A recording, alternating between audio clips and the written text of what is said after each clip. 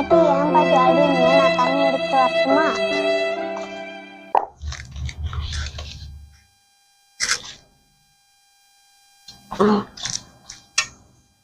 பாட்டி அழாதீங்க பாட்டி. நீங்க அழுதீங்கன்னா எனக்கு கஷ்டமா இருக்கு. என்ன வேணா என்கிட்ட கேளுங்க. சரிடா பாப்பா, இனிமே பாட்டி அழ மாட்டேன்.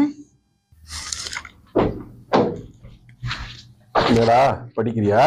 ஆமாப்பா. அம்மா எங்கடா? அம்மா கிச்சன் ரூம்ல.